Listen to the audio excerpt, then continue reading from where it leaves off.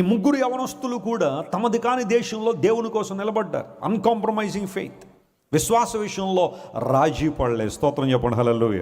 నువ్వు ప్రపంచంలో ఏ విషయంలో రాజీ పడు, కానీ విశ్వాస విషయంలో ఏం పడకూడదో రాజీ పడదు. నేను తప్ప వేరొక దేవుడు నీకు ఉండకూడదంటే ఇంక ఉండకూడదు, అంతే.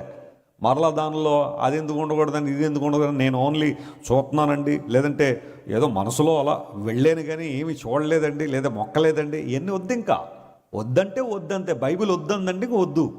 మరలా దానిలో నువ్వు మరలా సొంత అభిప్రాయాలు, ఎవరో చెప్పారండి, ఎవరో అన్నారండి, మొన్న యూట్యూబ్లో చూశానండి, ఇన్స్టాలో.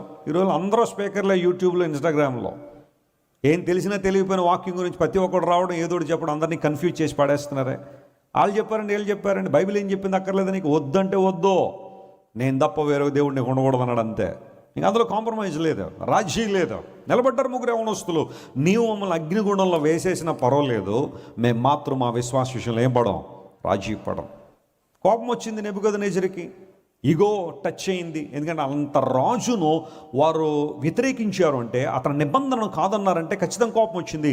ఉన్నదానికన్నా 7 అంతలు అగ్నిని వేడి చేయండి, వీళ్ళ క్యాలిబర్ ఏంటో చూస్తా, వీళ్ళ కెపాసిటీ ఏంటో చూస్తాను, రాజు తలచుకుంటే ఏం జరుగుద్దో చూస్తానని చెప్పి నెబుకద్నెజరు తీసుకెళ్ళి ముగ్గురు యవనస్తులు కూడా అగ్నిగుండంలో వేసేస్తే బైబిల్ సెలవిస్తూ ఉంది, 4వ వాడిగా దేవుడు వారితో ఏం చేశారట, అగ్నిలో సంచారం చేశాడు. హల్లెలూయా.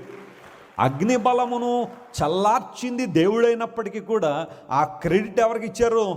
ఈ ముగ్గురు యవనస్తులకే ఇచ్చాడు.